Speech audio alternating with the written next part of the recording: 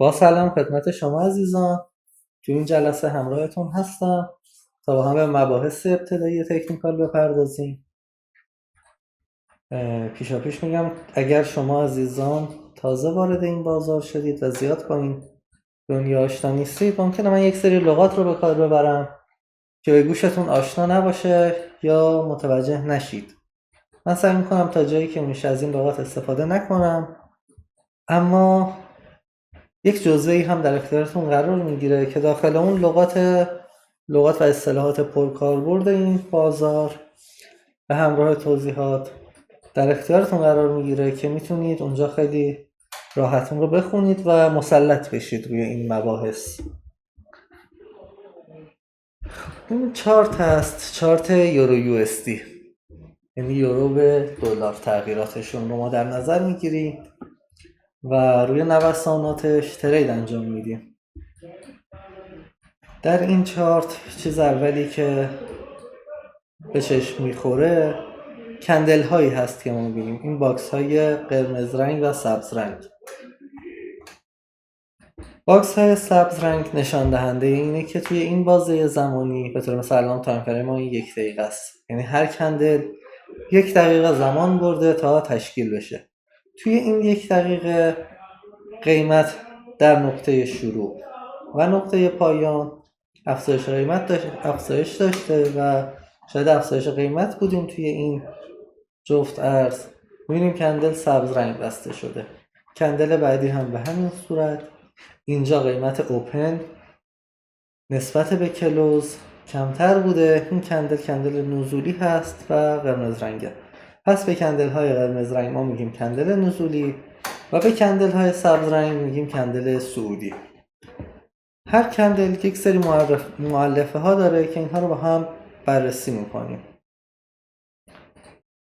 مؤلفه اولی که میگم خدمتتون قیمت اوپن کندل هست، یعنی جایی که کندل باز میشه. میبینیم توی این کندل سبز رنگ قیمت اومده تا اینجا کلوز شده. کلوز این کندل مساوی بوده با اوپن کندل بعد، یعنی این قسمت میشه اوپن این کندل اسپایک نزولیمون. پس ما اینجا اوپن رو داریم و در این قسمت هم زمانی که 60 ثانیه تموم شده قیمت در این نقطه بوده و کلوز کندل اینجا قرار گرفته. علاوه بر اوپن و کلوز ما های و لو رو هم داریم. های و لو یعنی بالاترین قیمتی که توی اون بازه زمانی چارت به خودش دیده. الان در این کندل میبینیم که قیمت توی زمان تشکیلش تا اینجاها بالا اومده، تا اینجاها پایین اومده، ولی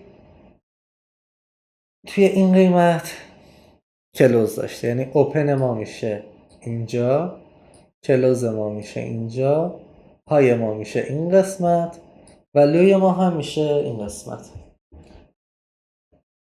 قسمتی که رنگی هست رو بادی کندل مینامیم و این خطهای بالا و پایین کندل رو به اصطلاح بهش شادو میگیم. این قسمت شادو هست، این قسمت شادو هست، این قسمت شادو هست توی این کندل. اگر بخوایم بررسی بکنیم برای یک کندل صعودی،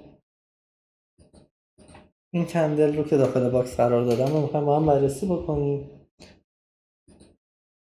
اوپن این کندل در این قسمت بوده زمانی که کندل حالا باز شده، توی این قیمت بوده. توی این بازه زمانی تا اینجاها پایین اومده و این پایین ترین قیمتی بوده که به خودش دیده این کندل. این میشه لوی ما. این قسمت این یه شادوی کوچیکی از بالا داره. انتهای این شادو میشه های ما، بالاترین قیمتی که توی این بازه زمانی دیده شده و در نهایت اینجا هم کلوز کرده و این میشه کلوز ما. این رو میتونید توی تایم فریم های مختلف بررسی کنید و تمرین بکنید تا مسلط بشید بهش. یک مؤلفه دیگه که وجود داره، الان 4 تا مؤلفه رو بررسی کردیم که میشد اوپن، کلوز، های و لو. بحث بعدی بحث زمان هست، مؤلفه زمان. الان ما گفتیم برای هر کدوم از این کندل ها 1 دقیقه، برای تشکیلش 1 دقیقه زمان بوده تا تشکیل بشه. اگر ما تایم فریم رو عوض بکنیم روی 15 دقیقه قرار بدیم، هر کندل 15 دقیقه زمان میبره تا تشکیل بشه. و مبحث بعدی این هست که هر کندل 15 دقیقه، الان من این کندل رو داخل باکس قرار دادم، با هم بررسی میکنیم. هر کندل 15 دقیقه تشکیل شده از 15 کندل 1 دقیقه و 3 کندل 5 دقیقه. الان اگر بریم روی تایم فریم 1 دقیقه میبینیم که توی این باکسی که ما رسم کرده بودیم 15 تا کندل قرار گرفته. و اگر بریم توی تایم فریم 5 دقیقه،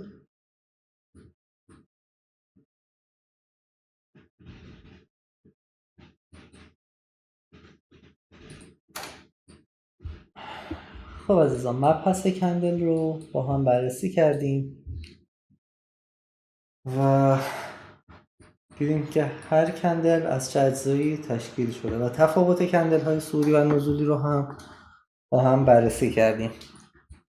زمانی که این کندل ها در کنار هم قرار میگیرند، روند ها رو تشکیل میدن. اینجا میبینیم که زمانی که این کندل های سبز رنگ پرقدرت تشکیل میشن و قیمت مدام میل به صعود داره، یعنی یک روند صعودی شکل گرفته برای ما. ما داخل یک روند صعودی هستیم در این تایم فریم. توی تایم فریم های مختلف روندها متفاوت خواهند بود.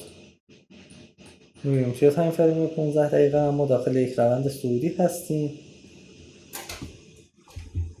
و حالا برای اینکه بهتر بتونید روندها رو تشخیص بدید، نیاز دارید که قبل از اون سقف ها و کف ها یا به نوعی های و لو رو بتونید تشخیص بدید.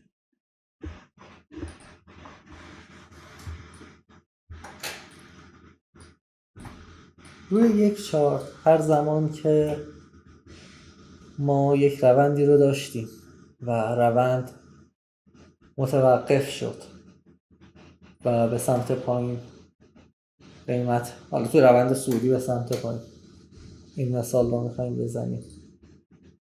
من رسم هم بکنم همزمان براتون که بهتر متوجه این بحث بشید. اینجا ما یک روند صعودی در نظر میگیریم که قیمت یک پایین اومده، از یک سقف اومده و یک کفی رو تشکیل داده، مجدد رفته بالا، یک سقفی رو تشکیل داده، اومده پایین، کفی رو تشکیل داده و به همین صورت مدام میل به صعود داشته. ما این مناطقی که قیمت از اونها برگشته رو تحت عنوان سقف نامگذاری کردیم. یعنی ما که در این بازار تحت عنوان سقف میشناسیم و این مناطقی که قیمت اومده به پایین ترین حد خودش توی اون بازه زمانی رسیده رو میگیم کف. ما نیاز داریم سقف ها و کف ها را بشناسیم تا بدونیم چه جایی باید بخریم و چه جایی باید بفروشیم. حالا من این رو میبرم توی یک تایم فریم بالاتر هم براتون بررسی میکنم که کامل متوجه بشید. الان توی این تایم فریم همونجوری که میبینید، از اینجا بخوایم در نظر بگیریم، از این کف قیمت اومده یک بالایی زده، نتونسته بالاتر بره، اومده پایین، یک کفی تشکیل داده، مجدد بالا رفته، یک اصلاحی داشته، یک کفی تشکیل داده. به همین صورت بازار مدام در حال تشکیل سقف‌ها و کف‌های مختلفه.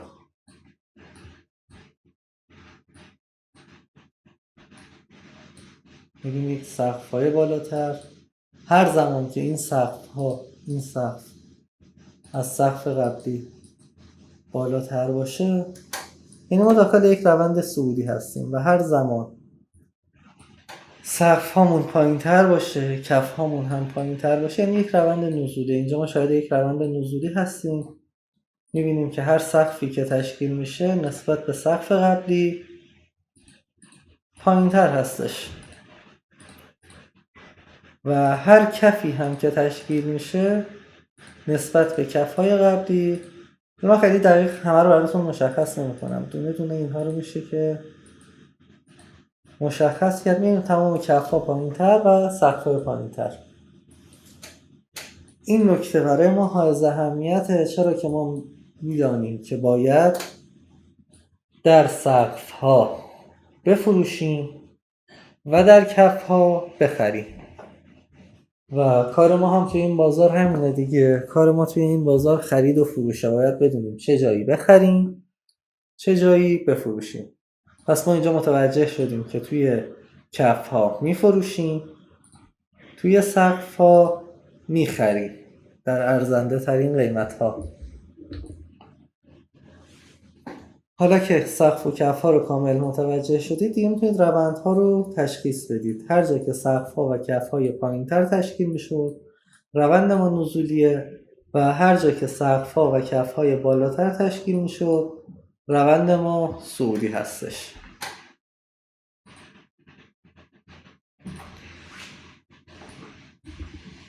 علاوه بر روند صعودی و روند نزولی، یک روند دیگه ای هم ما داریم تحت عنوان روند رنج یا سایدوی.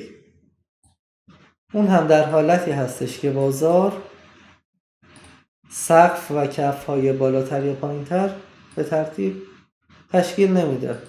ما توی یک بازه زمانی چند ساعته در این قسمت بازار توی یک محدوده قیمتی گیر کرده بود، میرفت سقف میزد، کفو میزد، نمیتونست بره سقف بالاتر بزنه، از این ورم نمیتونست کفای پایین‌تر بزنه و مدام در حال بازی توی همین محدوده قیمت بود. بالا و پایین مشخصی نداشت، روند مشخصی نداشت. این مناطق رو تحت عنوان مناطق رنج یا سایدوی مینامیم. ببینیم اینجا هم یک منطقه رنج هستش، توی تایم های مختلف میشه بررسی کرد. میگیم توی یک تایم بالاتر مناطق رنج رو هم پیدا کنیم.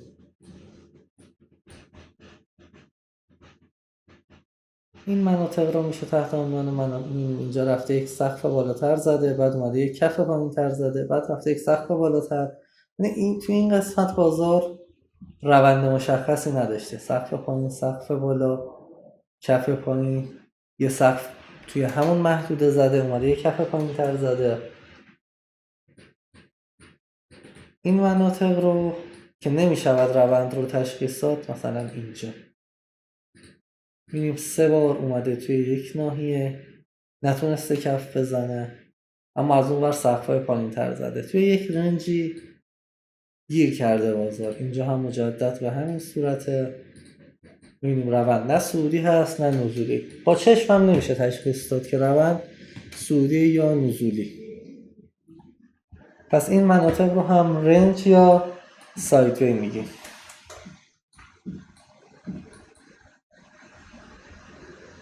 حالا در ادامه زمانی که تونستیم روندها رو تشخیص بدیم،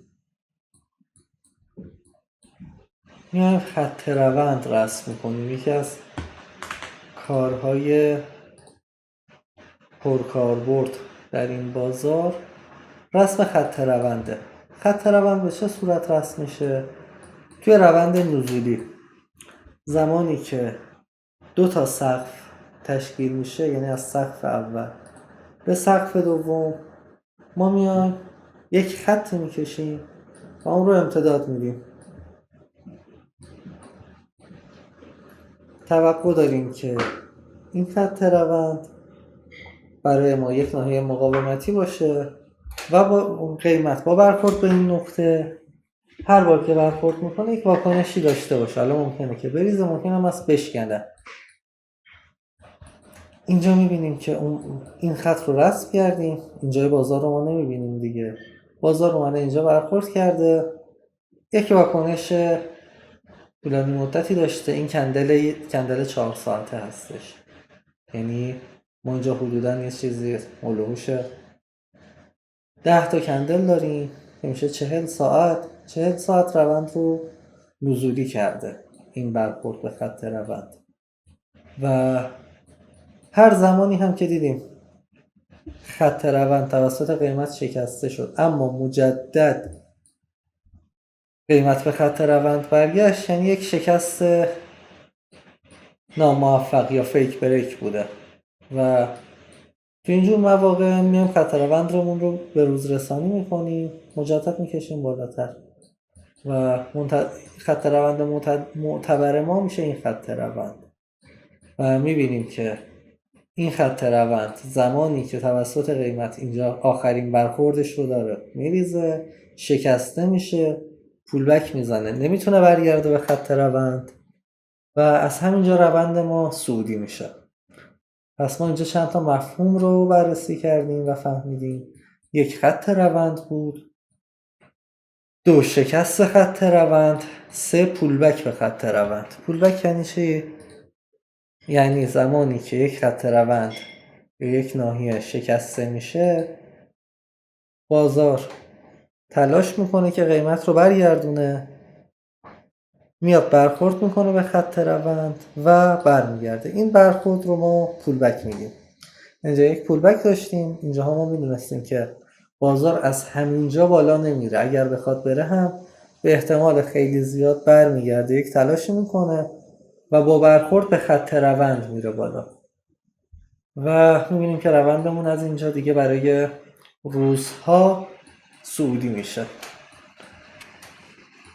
گفتیم که برای روندهای نزولی خط روند رو از 2 سقف معتبر به هم وصل میکنیم. برای خط روند صعودی خط روند رو از 2 کف به هم وصل میکنیم. به این صورت برخورد اول، برخورد دوم، رسم میکنیم خط روندمون رو. میبینیم که اینجا یک سری واکنش ها داشته به خط روند. بعد از اون رنج شده روندمون و تغییر روند همیشه از صعود به نزول و از نزول به صعود نیست. ممکن است که یک روند صعودی تموم بشه و بعد بازار رنج بشه، بعد مجدد یا نزول باشه یا صعود باشه، ادامه صعود. هیچ تضمینی وجود نداره که تغییر روند ما از صعود به نزول یا از نزول به صعود باشه. حالا بریم یه تایم پایین‌تر هم یه خط روند بکشیم.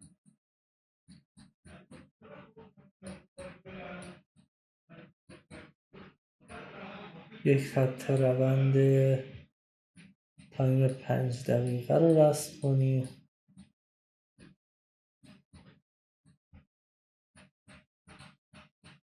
حالا قبل از اینکه اون کار انجام بدیم، الان من این ناحیه اسپایک رو دیدم. اسپایک رو هم توضیح بدم براتون، میتونم پرکاربرد باشه براتون. اینجور مناطق که قیمت پرقدرت و با شتاب حرکت میکنه به یک سمت، میبینیم که کندل های قوی سبز رنگ تشکیل شده. اینجور مناطق رو ما مناطق اسپایک میگیم. اینجا هم میبینیم 3 تا کندل قرمز رنگ پرقدرت کنار هم تشکیل شدن و قیمت رو از این ناحیه رنجی که گیر کرده بوده به پایین کشیدن. اینجا ما یک روند اسپایک رو میبینیم. اینجا یک روند اسپایک رو میبینیم. اینجا این کندل یک کندل اسپایکی پرقدرته. میبینیم داخل یک رنجی بودیم، با این اسپایک رنج شکسته میشه و یک روند اسپایک رو داریم. بعد از اون یک روند نزولی تشکیل میشه که خط روندش در ابتدا به این صورت بوده و بعد بهینه شده به این صورت و بعد یک رنجی رو تشکیل داده.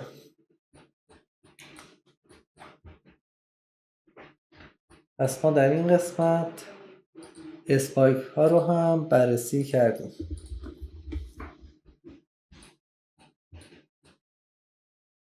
نکته دیگه ای که احتمالا خیلی براتون پرکاربرد باشه، چه خودتون بخواید ترید بکنید چه بخواید از سیگنال استفاده بکنید، زمانی که از سیگنال استفاده میکنید یا خودتون تحلیل میکنید و وارد پوزیشن میشید، مهمترین قسمت میشه ورودتون. شما باید یک نشانه ای در بازار ببینید تا طبق اون نشانه وارد بازار بشید. این نشانه ها میتونه شکست خط روند باشه، یعنی زمانی که یک خط روندی شکسته میشه شما میدونید که آقا الان این روند صعودی دیگه احتمالاً به آخرش رسیده، اما یک تغییر روندی داریم. علاوه بر اون یک سری کندل ها هستن یا الگوهای کندلی که به ما خیلی کمک میکنن توی ورودهای بهینه. یکی از اون الگوهای کندلی کندل پینبار هستش، کندلی که یک شده بلند از یک طرف داره و یک بادی یا بدنه کوچیک. با هم چند تا از این کندل ها رو مارک میکنیم، بررسی میکنیم تا ببینیم چه تأثیری داشتن. اینجا دیدیم که این کندل تشکیل شده و بعد یک روند نزولی پرقدرت داشتیم. در این قسمت هم میبینیم که بدنه کوچیک، شدوهای بلند. حالا این شدوها درسته که از پایین شدوش بیشتره، ولی خب میشه گفت که بادی تقریبا تو وسط قرار گرفته. مجدد اگر بخوایم بررسی کنیم، یک کندل پینبار خوب داریم اینجا. در این قسمت یک کندل پینبار خوب داریم. اینجا یک کندل پینبار داریم ما و این کندل ها زیاد تشکیل میشن، اما تمامی اینها برای ما معتبر نیست و در ادامه متوجه میشید که چه جاهایی این کندل ها برای ما معتبر هست و میتونه روند رو عوض بکنه. ممکن هست که این کندل ها خیلی جاها ادامه دهنده روند باشن. حالا که با پین بار آشنا شدیم، بریم یک الگوی دیگر رو هم با هم کار بکنیم که یه الگوی خیلی پرکاربرده. این الگوی کندلی به این صورت هستش که زمانی که داخل یک روندی هستیم، به طور مثال اینجا روند صعودی، و این محدوده هم برای ما محدوده معتبری هست طبق تحلیل. حالا یا سیگنال داریم روش یا طبق تحلیلمون اینجا پایان اصلاحمونه یا پایان روندمونه و انتظار داریم که اینجا وارد یک معامله سل بشیم و بازار به اینجاها رسیده زمانی که ما این کندل پینبار رو میبینیم و بعد از اون یک کندل رنگ مخالف، کندل قرمز رنگ خیلی پرقدرت میاد و کلوزش زیر کندل قبل و حتی کندل های قبل، یعنی 3 تا کندل قبل از خودش رو پوشش داده و کلوزش پایین تر از اونها بسته شده. به این الگو ما میگیم الگوی اینگالف یا اینگالفینگ. این یک تریگر خیلی خوب هست برای ورود و زمانی که این الگو رو میبینیم میتونه یک نشانه ورود برای ما باشه. بریم با هم بررسی کنیم که این الگو کجاها تشکیل شده. ما در این قسمت میبینیم که کلوز این کندل بالاتر از کلوز کندل قبل. در این قسمت داریم یک کندل یک الگوی اینگالف میبینیم. همینطور در اینجا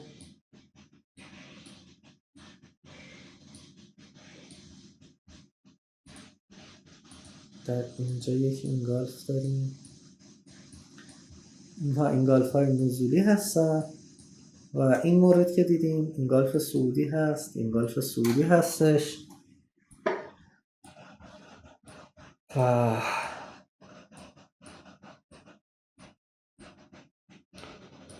و در ادامه یکم که کار بکنید و روی تایم فریم ها مسلط بشید متوجه میشید که توی تایم فریم های دیگه این کندل خودش میتونه یک اینگالف باشه، اینها میتونن اینگالف باشن. حالا اینجا یک اینگالف داریم ما،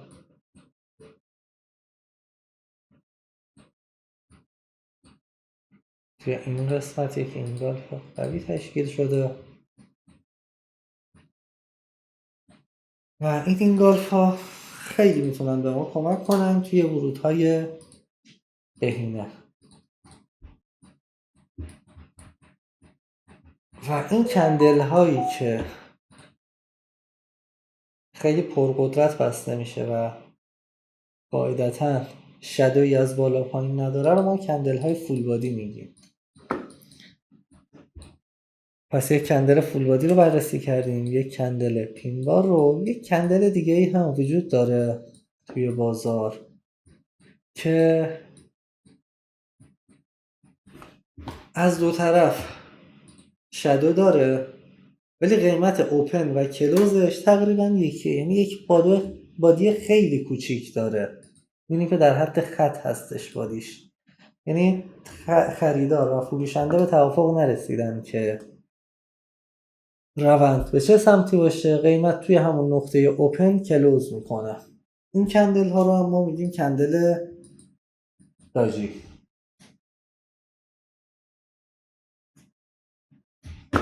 نکته دیگه ای که باید بگم خدمتتون بحث اندیکاتورها. شاید به گوشتون بخوره اندیکاتورها. اندیکاتورها ابزارهایی هستند که برنامه نویسی شدن تا به صورت ماشینی به ما کمک بکنند توی معامله گری. از این قسمت میتونید اندیکاتورها رو اضافه بکنید. به طور مثال من اندیکاتوری که به خودم خیلی کمک میکنه و همیشه استفاده میکنم اندیکاتور سشن هستش. این توی بک تست گیری به من خیلی کمک میکنه که توی هر لحظه‌ای بدونم کجای چارت هستم. این قسمت میدونم الان سشن آسیا هست، تایمی هست که من معامله نمیکنم.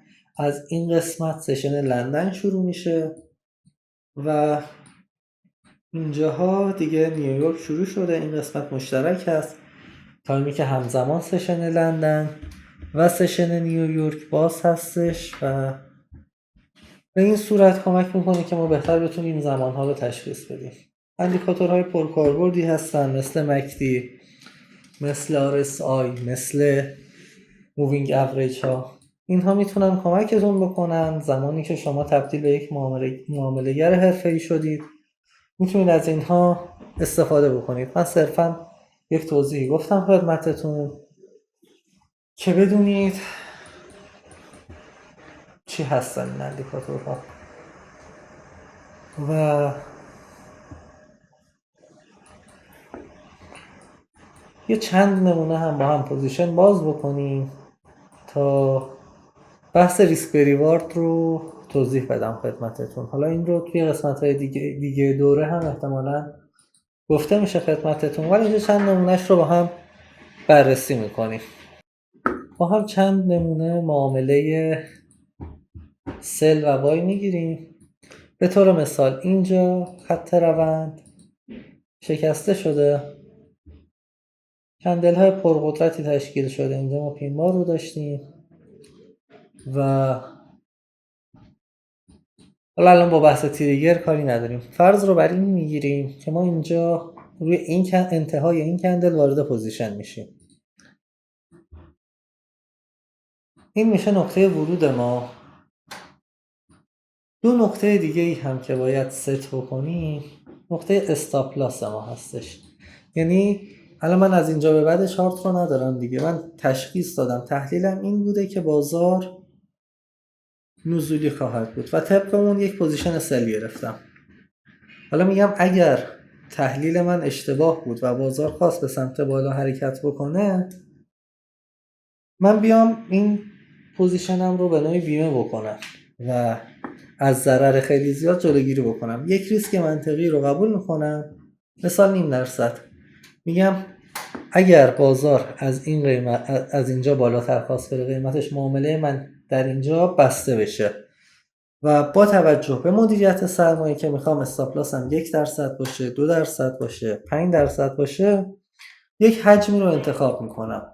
پس ما با توجه به فاصله نقطه ورود تا استاپ لاسمون و سرمایه‌ای که داریم و مقدار ریسکمون، یک حجمی رو انتخاب میکنیم که اگر استاپمون خورده شد صرفا اون درصد از سرمایه‌مون کم بشه. اگر سرمایه من $100 هست و ریسکم 5%، به نوعی حجم معامله رو انتخاب میکنم که اگر این پوزیشن ناموفق بود و استاپ شد $5 ضررش بشه. و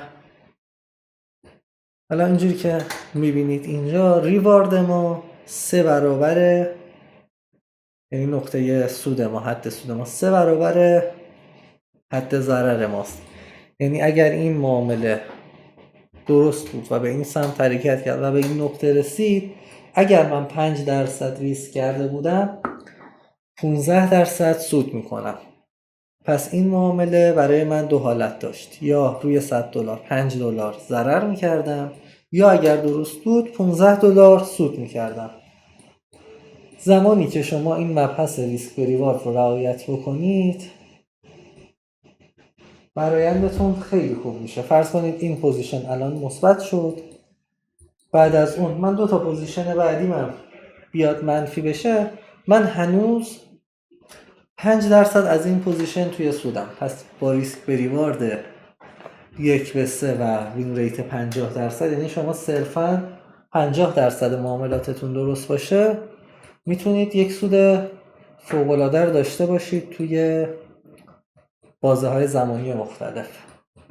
یعنی توی 100 تا تریدتون شما 50 تاش درست باشه، 50 تاش غلط باشه، ریوارد های شما 3 برابره و یک سود خیلی فوق‌العاده شما کسب میکنید. امیدوارم که توضیحات کمکتون بکنه. تا اینجای کار هرچی که لازم بود رو گفتم خدمتتون و تو قسمت های بعد هم توضیحات تکمیلی داده میشه خدمتتون.